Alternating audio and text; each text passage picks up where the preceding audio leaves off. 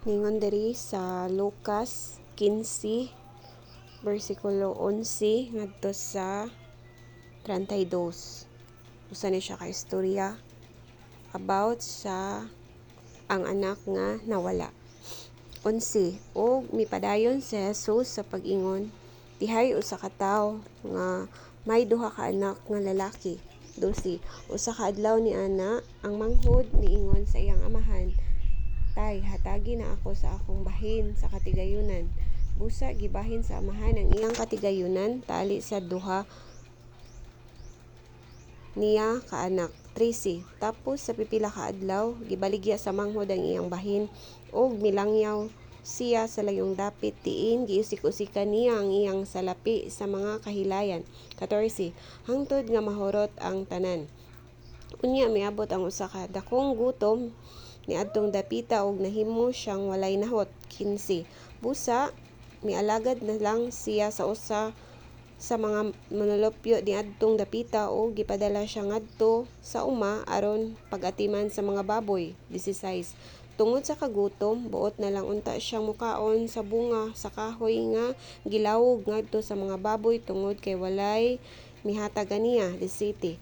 Sa katapusan, nakaamgo siya sa dako niyang sayop ug miingon siya, nagsobra ang pagkaon sa mga sinuhulan sa akong amahan samtang ako ani hapit na mamatay sa kagutom. 18. Busa mo pauli ako ngadto sa akong amahan ug sultihan ko siya, tay, nakasala ako sa Dios o kanimo. 19. Dili na ako angay ilhon nga imong anak, isipan na lang ako nga usa sa imong mga sinuhulan. 20. Busa milakaw siya og mipauli ngadto sa iyang amahan.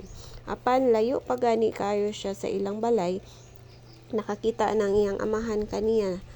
Naluoy siya sa iyang anak og midagan aron pagtagbo kaniya og unya migakos og mihalok kaniya.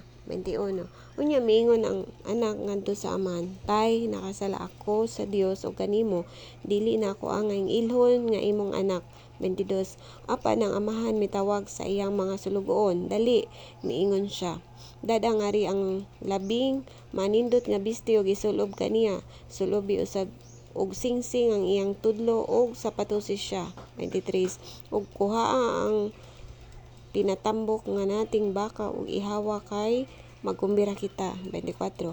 Kay kining akong anak namatay na apan karon nabuhi, nawala siya apan karon nakita na, busa gisugdan nila ang kumbira. 25. Niining higayon na didto sa uma ang anak nga magulang sa iya ng pagpauli og sa diha nga duol na siya sa balay, nabati niya ang huni og panagsayaw. 26. Pusa iyang gitawag ang usa sa mga sulugoon og iyang gipangutana, nagunsa man kamo diha? 27. Mitubag ang sulugoon, ang imong manghod mipauli na og gipaihaw sa imong amahan ang pinatambok nga nating baka tungod kay nahiuli man nga maayong lawas ang imong igsuon. 28. Nasuko ang magulang og wala mosulod sa balay, busa migula ang iyang amahan og alam-alaman siya aron mosulod. 29. Apan mitubag siya, tay, hunahuna aragod, sulod sa daghang mga tuig nagalagad ako kanimo ingon sa usa ka ulipon ug wala gayud ako makasupak sa imong mga sugo. Apan unsa may imong gihatag kanako? Wala gayud, bisag nati nga kanding nga nalang unta aron maglipay ako uban sa akong mga higala. 30. Apan kanang imong anak nagusik-usik sa tanan mong katigayunan uban sa mga daotang babayi ug sa iyang paghiuli imo hinuong giihawan og pinatambok nga nating baka. 31.